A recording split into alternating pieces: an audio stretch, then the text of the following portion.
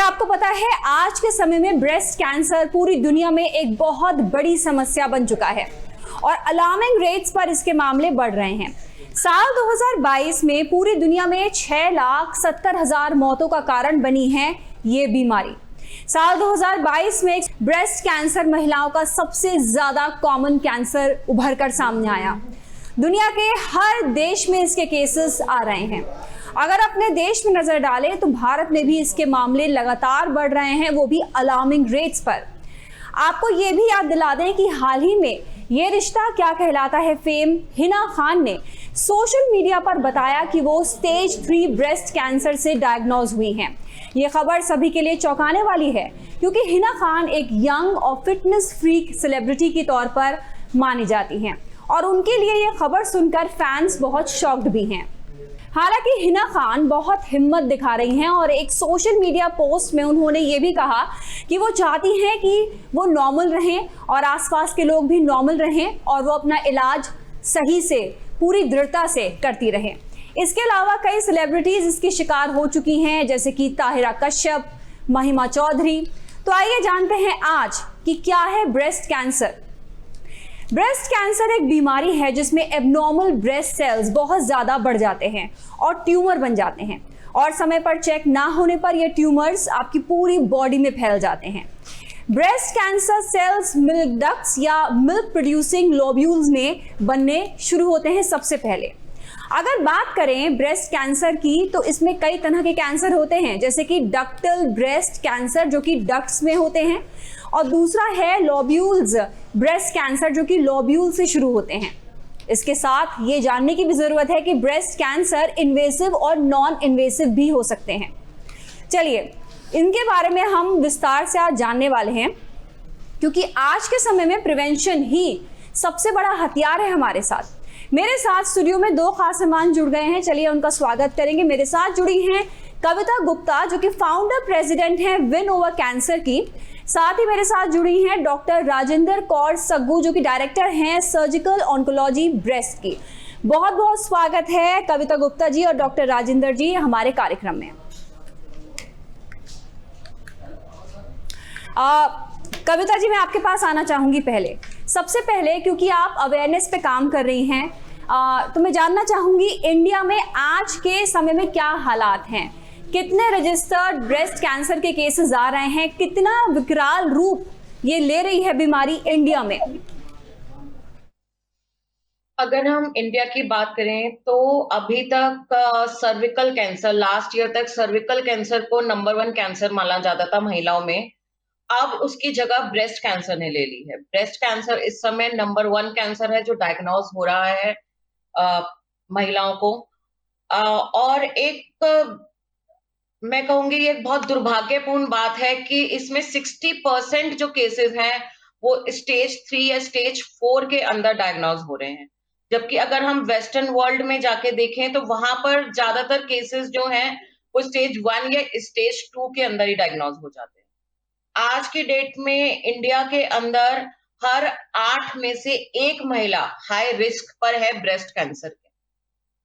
और ये तब है जबकि breast cancer is one of the cancer, ऐसा एकमात्र कैंसर है जिसको हम अर्ली स्टेज में पकड़ सकते हैं, जिसको अर्ली लक्षणों में बहुत जल्द इसके लक्षण आने लग जाते हैं। बाकी जो कैंसर हैं उनके लक्षण जो है वो बहुत देर से आते हैं, ब्रेस्ट कैंसर के लक्षण बहुत जल्दी आ जाते हैं। और अगर हम थोड़ा सा सजग रहें, थोड़े जागरूक रहें अपने ब्रेस्ट के प्रति, तो हम इसको स्टेज 1 स्टेज 2 में भी पकड़ सकते हैं, क्योंकि उस समय इसका इलाज करना बहुत आसान होता है। तो यहाँ पर अवेयरनेस की भी कमी है और क्यों हम भारत में स्टेज 1 या स्टेज 2 पर पकड़ नहीं पाते हैं। तो डॉक्टर राजेंद्र कौर सग्गू मैं आपका रुख करना चाहूँगी अब। सबसे पहले क्या अवेयरनेस की कमी है, साथ में स्क्रीनिंग कब होनी चाहिए, और अगर आप घर पे चाहें महिलाएं खुद चेकअप करती रहें, जैसे कि बता रही हैं आप चेक कर सकते हैं बहुत ही बेसिक स्टेज पे, तो हम चाहेंगे आप वो भी बताएं। तो सही कहा आपने, सबसे बड़ी जो हमारे भारत में कमी है वो है जागरूकता की। अवेयरनेस नहीं है कि कौन सी गांठ कैंसर की हो सकती है, किस तरह अपने आप को खुद से जांचना है, और स्क्रीनिंग टेस्ट के बारे में बहुत महिलाओं को वो जानकारी नहीं है। मेमोग्राफी एक छाती का एक्सरे है जो ब्रेस्ट कैंसर को बहुत अर्ली स्टेजेस में पकड़ लेता है, जब हम उसको महसूस नहीं कर सकते और अपनी आंखों से देख नहीं सकते। तो हर लेडी को 40 साल की उम्र के बाद साल में एक बार मेमोग्राफी जरूर करवाना चाहिए। और दूसरी बात है ब्रेस्ट सेल्फ एग्जामिनेशन, जिसको मैं बोलती हूँ खुद से खुद की जांच।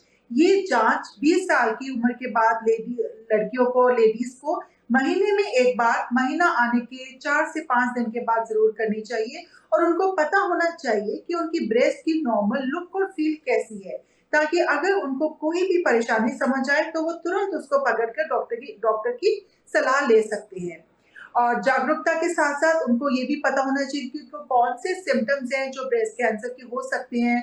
ब्रेस्ट में गठान का होना हो सकता है, उस गांठ में दर्द ना हो, निप्पल से कुछ खून जैसा पदार्थ डिस्चार्ज हो, उसको भी नजरअंदाज ना करें। दोनों ब्रेस्ट की साइज में अगर कोई बदलाव नजर आए, या आर्मपिट में कोई गठान नजर आए, या ब्रेस्ट की चमड़ी में कोई भी सूजन या डिंपल्स पड़ जाएं, या निप्पल का अंदर की तरफ चले जाना, ये कुछ शुरुआती लक्षण हो सकते हैं ब्रेस्ट कैंसर के।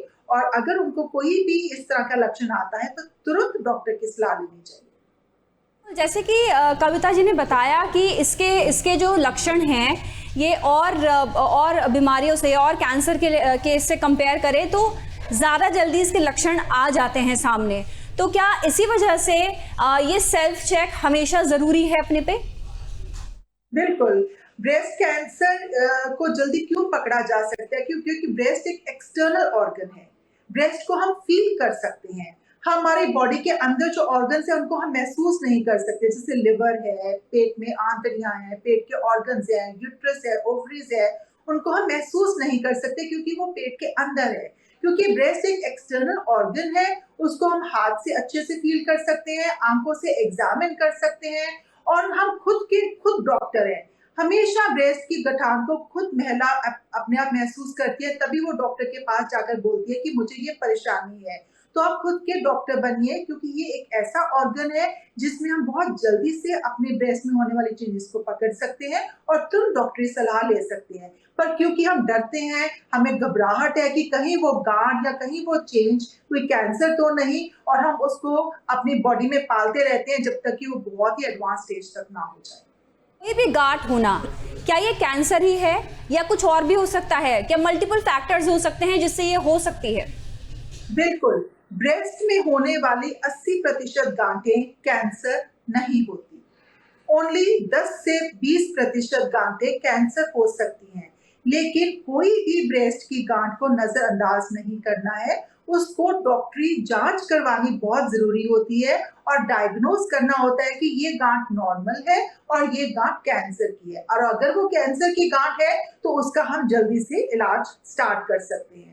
दूसरी बात जो आपने बोला कि रिस्क फैक्टर्स, ब्रेस्ट कैंसर होने के बहुत सारे रिस्क फैक्टर्स हो सकते हैं, और कुछ इस तरह के रिस्क फैक्टर्स हैं जिनमें हम बदलाव ला सकते हैं, कुछ रिस्क फैक्टर्स हैं जिनमें हम बदलाव नहीं ला सकते। सबसे बड़ा रिस्क फैक्टर है बीइंग अ वुमन, औरत होना, क्योंकि ब्रेस्ट है तो रिस्क बढ़ता है।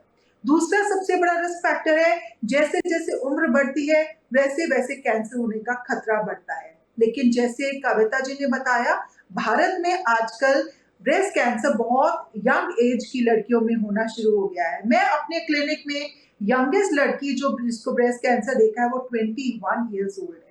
21 साल की लड़की जो एक बहुत बड़ी ब्रेस्ट की गांठ लेकर मेरे पास आती है और वो कह रही है कि इसमें दर्द नहीं है, मुझे कोई तकलीफ नहीं है, क्योंकि मम्मी ने बोला कि इसको दिखाना जरूरी है। और जब हमने इसको जांचा तो उसमें ब्रेस्ट कैंसर था।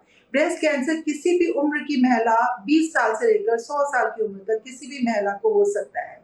और मैं रिस्क फैक्टर्स की बात कर रही थी, तो 2 रिस्क फैक्टर जो मैंने मेन बताए, एक तो being a woman, second advancing as, और कुछ रिस्क फैक्टर्स जिनमें हम बदलाव ला सकते हैं, जैसे मोटापा होना एक बहुत बड़ा रिस्क फैक्टर है।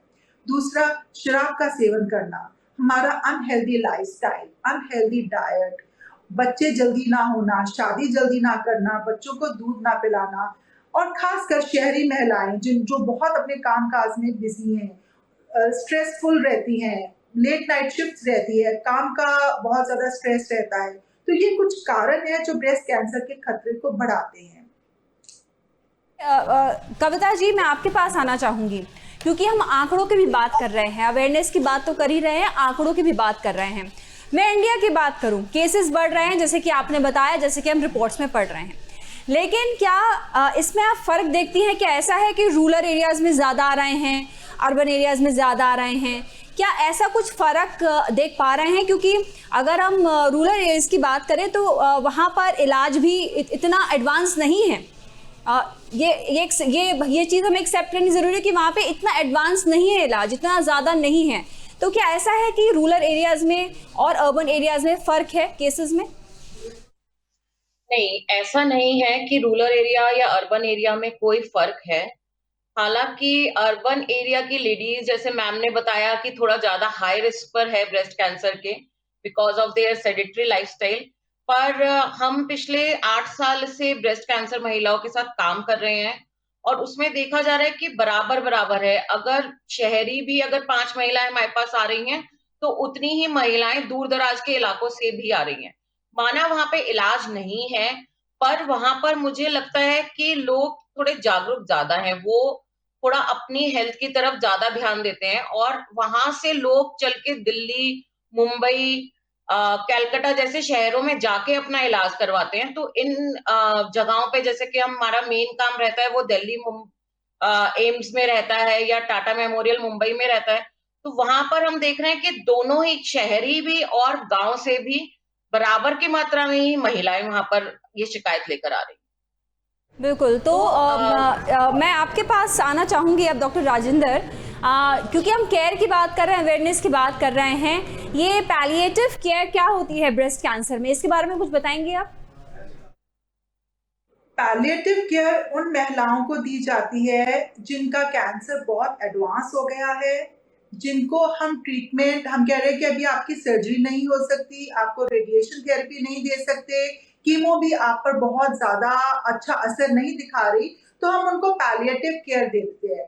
पैलिएटिव केयर में लो डोज़ कीमो दे सकते हैं, कुछ हार्मोनल थेरेपी दे सकते हैं, कुछ इम्यूनोथेरेपी की ड्रग्स दे सकते हैं, या हम उनके सिम्पटम्स जो होते हैं उनको पैलिएट कर सकते हैं। जैसे दर्द ना हो, उनको अगर कोई ज़ख्म है तो ज़ख्म की देखभाल कर सकते हैं। अगर उनको ब्रेन में कैंसर चला गया है तो उनको कोई ब्रेन के सिम्पटम्स ना आए, उनको कोई, जैसे कहते हैं, सीज़र्स ना आए, ब्रेन में कुछ बहुत तकलीफ ना हो। बोन्स में अगर उनको कैंसर है तो हम चाहते हैं कि उनकी हड्डियों में कोई फ्रैक्चर ना हो, हड्डियों में दर्द ना हो, तो हम जहाँ-जहाँ बोन वेट बियरिंग ऑर्गन्स में, बोन्स में उनको कैंसर है, वहाँ पर हम उनको रेडिएशन थेरेपी दे सकते हैं, हम उनको बोन स्ट्रेंथनिंग एजेंट्स दे सकते हैं, वहाँ उनको दर्द की दवाइयाँ दे सकते हैं। अगर उनको लंग में कैंसर फैल गया है तो उनको सांस आने में दिक्कत ना हो और उनकी लाइफस्टाइल, क्वालिटी ऑफ लाइफ उनकी अच्छी रही, उसकी उसको लिए हम सिम्पटम्स को पैलिएट करते हैं। जैसे कि हम बात कर रहे हैं कि कितने ज़्यादा चेंजेस आ सकते हैं, कैसे, क्यों इतनी ख़तरनाक ये बीमारी बताई जाती है, और इस वजह से इसको प्रिवेंशन ही इसका सबसे बड़ा हथियार है हमारे पास आज के समय में। कविता जी, मैं आपसे जानना चाहूँगी, प्रिवेंशन के लिए, अवेयरनेस के लिए आप किस तरीके से लोगों को जागरूक करती हैं, किस तरीके से महिलाओं को और पुरुषों को भी, क्योंकि महिलाएं बहुत काम में बिजी रहती हैं, तो ऐसे में सब अवेयर होनी चाहिए कि अगर आपको कुछ चीज़ें करनी हैं तो वो करनी है, टाइम निकालना है उनके लिए। ब्रेस्ट कैंसर के प्रिवेंशन के लिए देखिए, जैसे किसी भी कैंसर के प्रिवेंशन के लिए सबसे पहले स्मोकिंग ना करें, किसी भी प्रकार से तंबाकू का सेवन ना करें, चाहे हुक्का हो, चाहे गुटखा हो, या कोई भी तरीके से, आजकल एक वेप और चल गया है, तो किसी भी तरीके से तंबाकू का सेवन ना करें। किसी भी तरीके से अल्कोहल का सेवन किसी भी मात्रा में सेफ नहीं है। ये डब्ल्यूएचओ की नई गाइडलाइंस आई है। पहले कहा था कि थोड़ी मात्रा में अल्कोहल लेना सेफ है, पर अब अल्कोहल लेना किसी भी मात्रा में सेफ नहीं है। दूसरा, एक हेल्दी लाइफस्टाइल अपनाना, regular exercise, regular healthy diet लेना, ये सब हमारे कैंसर के रिस्क को बहुत कम करते हैं। फिर ब्रेस्ट कैंसर के लिए अगर स्पेशली बात करें तो हर महीने अपना सेल्फ ब्रेस्ट एग्जामिनेशन करना बहुत जरूरी है। हर महिला के लिए ये हम अपने हर जागरूकता कार्यक्रम में बोलते हैं कि 20 साल की उम्र के बाद हर लड़की को, हर महिला को माहवारी आने के 5 से 6 दिन के बाद अपनी ब्रेस्ट का एक सेल्फ ब्रेस्ट एग्जामिनेशन, अपने हाथों से अपनी ब्रेस्ट में जांच करना कि कहीं कोई गांठ तो नहीं है, किसी और तरीके का कोई चेंज तो नहीं आ रहा है मेरी ब्रेस्ट में, मेरे निप्पल से कोई डिस्चार्ज तो नहीं हो रहा है। इस तरीके के शुरुआती लक्षणों की जांच करना बहुत जरूरी है। इससे क्योंकि ब्रेस्ट कैंसर महिलाओं के साथ काम करते हुए जो एक चीज सामने आई है वो ये है कि जब ब्रेस्ट कैंसर की वजह से एक महिला को की ब्रेस्ट निकाल दी जाती है, तो वो सदमा उसके लिए बहुत बड़ा सदमा होता है। वो अपने आप को बहुत हीन भावना से देखने लग जाती है। वो सोसाइटी में जाना बाहर बंद कर देती है, लोगों से बात करना बंद कर देती है और अ, हम जैसे महिलाओं से बात करते हैं तो उनमें से कई महिलाएं ये कहती हैं कि ब्रेस्ट खोने का दर्द मेरे लिए कैंसर से लड़ने के दर्द से ज्यादा था। तो हम इसीलिए हमेशा लोगों को हर महिला को ये कहते हैं कि एक सेल्फ ब्रेस्ट एग्जामिनेशन करना बहुत जरूरी है। 40 की उम्र के बाद एक मैमोग्राफी टेस्ट करवाना साल में बहुत जरूरी है। इन 2 चीजों से आप अपनी ब्रेस्ट को बचा सकते हैं। अगर आपको दुर्भाग्यपूर्ण ब्रेस्ट कैंसर हो भी गया है, तो अगर आपके शुरुआती लक्षणों में पकड़ा गया है, तो आप अपनी ब्रेस्ट को बचा सकते हैं। आप ब्रेस्ट कैंसर से अपनी ब्रेस्ट को खो नहीं पाएंगे उस समय। तो मैं यहाँ पर आपसे ये भी जानना चाहूँगी, क्योंकि जब इस तरह की चीज़ें होती हैं सर्वाइव करने के बाद, इस बीमारी से लड़ने के बाद, जैसे कि हम हिना खान की बात करें, बहुत मजबूती से वो लड़ भी रही हैं और कहीं ना कहीं वो लोगों को ये बता रही हैं कि किस तरीके से वो लड़ रही हैं और कहीं ना कहीं नॉर्मल रहने की भी कोशिश कर रही हैं, वो काम पे भी जा रही हैं, तो एक तरह से सपोर्ट भी दे रही हैं वो जो इस समस्या से लड़ रहे हैं। तो ऐसे में सर्वाइव करने के बाद कितना मुश्किल हो जाता है उनको, उस समय उनको क्या समझाया जाता है सर्वाइव करने के बाद? इससे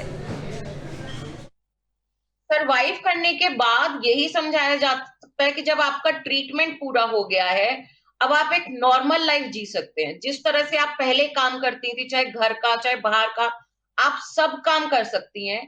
आप जैसे आप नॉर्मल एक लाइफ पहले जीती थी, एक हेल्दी लाइफस्टाइल अपना के आप बिल्कुल वैसी ही लाइफ दोबारा जी सकती हैं। आपने एक बार कैंसर के ऊपर विजय पा ली, अब आप नॉर्मली जिस तरह से पहले बाहर जाके काम करती थी, जैसे आपने हिना खान के लिए बोला, अभी क्या कहते हैं, और भी कई एक्ट्रेस जो हैं हमारे यहाँ, वो भी कैंसर पे जीत पा चुकी हैं।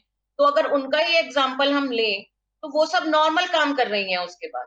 तो इसी तरह से हम ऐसे एग्जाम्पल्स देकर ही हम और विमेन को भी मोटिवेट करते हैं कि अब आपका इलाज पूरा हो गया है, आपने कैंसर के ऊपर जीत पा ली है, अब आप अपना एक नॉर्मल जो आप पहले जिंदगी जीती थी, बाहर जाके लोगों से मिलना जुलना, काम करना, सब काम आप नॉर्मल कर सकती हैं। आप अपने आप को एक नॉर्मल महिला की तरह ट्रीट कीजिए, क्योंकि जब आप अपने आप को एक नॉर्मल ट्रीट करेंगे तभी दुनिया आपको नॉर्मल ट्रीट करेगी। बस उसमें एक बात जरूरी है कि अपना फॉलो अप जरूर रखें डॉक्टर के साथ। अगर डॉक्टर आपको 1 महीने में बुला रहा है तो 1 महीने में जाके उसको दोबारा देखें। अगर डॉक्टर आपको 3 महीने में फॉलो अप के लिए बुला रहा है तो अपना कोई भी फॉलो अप मिस ना करें, क्योंकि कैंसर के वापस आने का खतरा हमेशा बना रहता है। किसी भी बीमारी का खतरा बना रहता है उसके आने के बाद या ना आने से पहले, जैसे कि हम प्रिवेंशन की बात कर रहे हैं। डॉक्टर राजेंद्र कौर, मैं आपसे ये भी जानना चाहूँगी कि क्यों ऐसा कहा जाता है कि अगर जो हम इंडियन वुमेन की बात करें कि ज़्यादातर केसेस में स्टेज 3 या 4 में ही पता चलता है कि ये दिक्कत हो रही है। तो ऐसे में इस स्टेज 3 स्टेज 4 पर पता चलने से कितनी ज़्यादा समस्या बढ़ जाती है, कितना ज़्यादा रिस्क बढ़ जाता है और इलाज कितना मुश्किल हो जाता है? ये बहुत अहम सवाल है हम सब इंडियन वुमेन के लिए कि हमारी जो डायग्नोसिस यूजुअली होती है स्टेज 3 या स्टेज 4 में, एडवांस स्टेजेस में डायग्नोसिस होती है, जहाँ पर ट्रीटमेंट लंबा चलता है, ट्रीटमेंट का खर्चा बढ़ जाता है, ओवरऑल सर्वाइवल मुश्किल हो जाता है, जहाँ पर मोस्ट ऑफ द केसेस में ब्रेस्ट को बचाना मुश्किल हो जाता है और स्टेज 4 में तो सर्वाइवल और कम हो जाता है। तो ज़रूरत है जागरूकता की, अवेयरनेस की, ताकि हम ज़्यादा से ज़्यादा महिलाओं को अर्ली स्टेज में पकड़ सकें। मैं यहाँ पर एक बात आपको बताना चाहती हूँ कि मेरे क्लिनिक में आजकल बहुत सारे लोग स्क्रीन डिटेक्टेड कैंसर के साथ भी आते हैं, जो स्टेज 0 में पकड़े जाते हैं, स्टेज 1 में पकड़े जाते हैं। ऐसा नहीं कि बहुत सारी महिलाएं सिर्फ एडवांस स्टेज में ही आती हैं। हम स्टेज 1 को भी ट्रीट कर रहे हैं। जागरूकता है और बढ़ रही है जागरूकता, लेकिन स्टडीज आंकड़ों के हिसाब से, क्योंकि हमारा डेटा कलेक्शन अच्छा हो रहा है, ज्यादा लोग सामने आ रहे हैं, ज्यादा डेटा को हम वेरीफाई कर रहे हैं, तो ज्यादा इंसिडेंस हमें दिख रहा है। लेकिन अर्ली स्टेजेस में भी हम कैंसर को पकड़ के हम उनको दोबारा से वो नई जिंदगी शुरू करते हैं, ब्रेस्ट को बचा सकते हैं। थोड़ा ट्रीटमेंट चलता है और स्टेज 0 में तो पेशेंट्स को कीमोथेरेपी की जरूरत भी नहीं पड़ती, उनको सिर्फ सर्जरी के बाद रेडिएशन थेरेपी देते हैं। डॉक्टर राजेंद्र, मैं इस सवाल पे आना चाह रही थी। स्टेज 1 की हम बात कर रहे हैं कि स्टेज 1 में पता चल जाए तो क्या सिर्फ दवाइयों से ही आप ठीक हो सकते हैं? क्या ये पॉसिबल है? बिल्कुल ये पॉसिबल है। अगर अर्ली स्टेज में पता चल जाए और जो हार्मोन सेंसिटिव कैंसर्स होते हैं, जो ER/PR पॉजिटिव कैंसर्स होते हैं और लिम्फ नोड्स तक कैंसर नहीं गया होता, तो ऐसे केसेस में हम सिर्फ हार्मोनल थेरेपी दे सकते हैं और कीमोथेरेपी की जरूरत नहीं पड़ती। उनमें हम कुछ टेस्ट करते हैं, जैसे कि ऑन्कोटाइप DX एक टेस्ट है जो हमें बताता है कि इस महिला को कीमोथेरेपी से कोई फायदा नहीं होगा, तो हम ऐसी महिलाओं को शुरुआती स्टेज में कीमोथेरेपी अवॉइड कर सकते हैं। सिर्फ अच्छी सर्जरी करके, सर्जरी भी ब्रेस्ट कंजर्वेशन सर्जरी, जिससे हम ब्रेस्ट को बचाते हैं और दोबारा से ब्रेस्ट को उसी तरह का आकार देते हैं जैसे कि वो पहले नॉर्मल थी। इसको आजकल हम न्यू मॉडर्न ब्रेस्ट सर्जरी कहते हैं या ऑन्कोप्लास्टिक ब्रेस्ट सर्जरी कहते हैं। उसके बाद हम जो ब्रेस्ट बची होती है उसको हम रेडियोथेरेपी देते हैं, कीमोथेरेपी हम अवॉइड कर सकते हैं और उसके बाद हार्मोनल थेरेपी चलती है जो 5 से 10 साल तक के लिए लेडीज को दी जा सकती है, जिससे कि कैंसर वापस आने का खतरा खत्म हो जाता है। तो अर्ली स्टेजेस में we can give hormonal therapy only and we can avoid chemotherapy if it is a hormone sensitive cancer. Prevention is the only thing we have. जो प्रिवेंशन है उसी से इस समय हम अपनी जंग को बहुत छोटा कर सकते हैं, वरना जैसे कि डॉक्टर बता ही रहे हैं कि कहाँ से कहाँ तक पहुँच जाता है मामला जब 3rd और 4th स्टेज में पता चलता है। यहाँ पर कविता जी और राजेंद्र जी, मैं आपसे दोनों से जानना चाहूँगी, कई मिथ्स हैं ब्रेस्ट कैंसर से जुड़े, कई मिथ्स हैं, कौन से वो मिथ्स हैं और उनके बारे में आप क्या कहना चाहेंगे? बहुत सारे मिथ्स हैं। कुछ लोगों को लगता है कि कैंसर एक इन्फेक्शियस डिजीज है, कि छुआछूत की बीमारी है, जिसको अगर किसी लेडी को घर पे कैंसर हो जाता है उसको अलग कर दिया जाता है, उसके बर्तन अलग कर दिए जाते हैं, उसको बच्चों को उसके पास नहीं आने दिया जाता। वो लोग कहते हैं कि तुम अपने हस्बैंड के साथ से भी दूर रहो, मतलब उसको छुआछूत की बीमारी माना जाता है। तो ऐसा नहीं है। कैंसर किसी के साथ खाने से, किसी के साथ बैठने से, किसी के साथ सोने से कैंसर नहीं फैलता। ये कैंसर जिसको है वो उसके DNA में चेंज हुआ है, उसका जेनेटिक चेंज हुआ है, तो इसको छुआछूत की बीमारी ना माने। दूसरा, कुछ लोगों को लगता है कि कैंसर होने के बाद पूरी ब्रेस्ट को निकाल दिया जाता है, तो ऐसा भी नहीं है। आजकल हमारे पास नई तरह की सर्जरीज आ गई हैं जिसको हम ब्रेस्ट कंजर्वेशन सर्जरी कहते हैं और उसके साथ साथ ऑन्कोप्लास्टिक्स भी करते हैं। तो किसी भी स्टेज का कैंसर हो, अगर अर्ली कैंसर हो तो हम पहले सर्जरी कर देते हैं। अगर एडवांस स्टेज में कैंसर आता है, जैसे स्टेज 3 में कैंसर आता है, जैसे आजकल हिना खान को हुआ है, तो ऐसे स्टेजेस में पहले हम कीमोथेरेपी देते हैं। कीमोथेरेपी के बाद जब कैंसर का साइज कम हो जाता है तब हम उसको कम साइज को निकालते हैं ताकि हम ब्रेस्ट को बचा सकें। और अगर किसी महिला को ब्रेस्ट निकालना भी पड़ता है तब भी हम उसके बाद ब्रेस्ट रिकंस्ट्रक्शन कर सकते हैं। तीसरा तरह का मिथ है, लोगों को लगता है कि अंडरवायर ब्रा पहनने से, टाइट ब्रा पहनने से, रात को ब्रेजियर पहनने से या काले रंग की ब्रेजियर पहनने से कैंसर होने का खतरा बढ़ता है। इस तरह की सवाल लेकर बहुत सारी यंग लड़कियां मेरे पास आती हैं, तो ये एक बहुत गलत धारणा है। आप किसी भी तरह का अंडरगारमेंट चूज कर सकती हैं, किसी भी अंडरगारमेंट पहनने से आपके कोई DNA में चेंज नहीं आएगा और ऐसी स्टडीज भी हो चुकी हैं और वो कहती हैं कि इस तरह कैंसर नहीं फैलता। और एक मिथ है कि लोगों को लगता है कि कैंसर सिर्फ महिलाओं को होता है, ऐसा नहीं है। कैंसर पुरुषों में भी पाया जाता है। अगर 99% महिलाओं को ये कैंसर होने का खतरा है तो 1% मेन को भी ये कैंसर होने का खतरा है। और पुरुषों में भी उसी तरह ब्रेस्ट में गांठ हो सकती है, निप्पल अंदर जा सकता है, निप्पल से खून आ सकता है। और जो इलाज हम महिलाओं में करते हैं वही इलाज हम पुरुषों के ब्रेस्ट कैंसर के लिए भी करते हैं। और कुछ लोगों को लगता है कि अगर हम बहुत शुगर लें तो कैंसर होने का खतरा बढ़ता है। ऐसा नहीं है। शुगर को हम दो भागों में डिवाइड करते हैं, एक होता है हेल्दी शुगर, एक होता है नॉन हेल्दी शुगर। अगर हम हेल्दी शुगर को मॉडरेट मात्रा में लेते हैं, हेल्दी शुगर हमें अपने हमारे फ्रूट से मिलता है, वेजिटेबल से मिलता है, हमारे खाने से मिलता है। हेल्दी शुगर खाने से ब्रेस्ट कैंसर का खतरा नहीं फैलता। और भी बहुत सारे मिथ हैं, मेरे ख्याल से कविता जी उसको एड्रेस कर सकती है। कविता जी, आप बताइए, आप क्या बताएंगे, क्योंकि कार्यक्रम को समाप्त करने का समय है, तो आप क्या कहेंगे, किस तरह आप अवेयर करती हैं और कुछ मिथ्स जिसके बारे में आप बात करना चाहें, बताना चाहें उनके बारे में? सबसे पहले मैं बात करूं कि हम जो अवेयर सेशंस लेते हैं उसमें हम सबसे पहले महिलाओं को जो ब्रेस्ट कैंसर के अर्ली लक्षण है, अर्ली सिम्टम है, वो बताते हैं। फिर हम उनको सेल्फ ब्रेस्ट एग्जामिनेशन सिखाते हैं कि किस तरह से सेल्फ अपनी ही ब्रेस्ट का एग्जाम करें हर महीने। और साथ में हम उन्हें बताते हैं कि आप किस तरीके से अपने ब्रेस्ट कैंसर के रिस्क को कम कर सकते हैं। और मिथ्स जो होते हैं, जैसे मैम ने कहा कि ये बहुत मिथ है। एक सबसे बड़ा मिथ जो है वो यही है कि अगर किसी भी प्रकार की गांठ किसी महिला को मिलती है ब्रेस्ट में तो उसे लगता है कि ये मेरे ब्रेस्ट कैंसर हो गया और वो घबरा जाती है। तो सबसे बड़ा मिथ जो हम अपने सेशंस में कहते हैं वो यही है कि 90 से 80% टाइम्स ये गांठ जो होती है वो कैंसर की नहीं होती है। लेकिन उसको कहीं भी नजरअंदाज नहीं करना है। आपको जाके अपने डॉक्टर से, अगर आप किसी गांव में रह रहे हैं तो अपनी आंगनवाड़ी से या अपने डिस्पेंसरी में जाके उस गांठ की जांच जरूर करवाएं। शरीर में किसी भी प्रकार की गांठ को हमें नजरअंदाज नहीं करना चाहिए। और जो एक सबसे बड़ा मिथ यही है कि ज्यादातर लोग गांठ को नजरअंदाज इसीलिए कर देते हैं कि उसमें कोई दर्द तो हो नहीं रहा है, कोई बात नहीं है, ऐसी पड़ी है गांठ। और कैंसर की गांठ जो होती है वो 90 से 95% टाइम पर जो होती है वो उसमें कोई दर्द नहीं होता, वो एक पेनलेस गांठ होती है।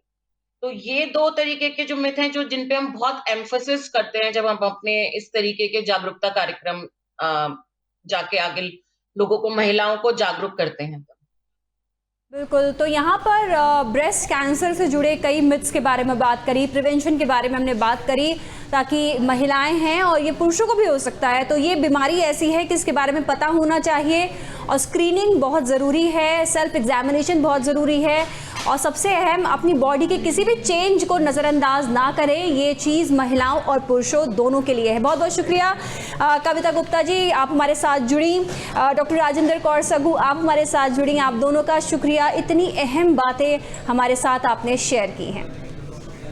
तो हमारी इस पेशकश में आज के लिए बस इतना ही। उम्मीद करेंगे कि ब्रेस्ट कैंसर से आप डरना बंद करें और सबसे अहम है कि स्क्रीनिंग कराएं। कुछ भी आपको डाउट है तो ज़रूर उस पर काम करें, क्योंकि आज के समय में बहुत तरह के इलाज, बहुत तरह की वेरिएशंस हैं, आपके हिसाब से इलाज हो सकता है।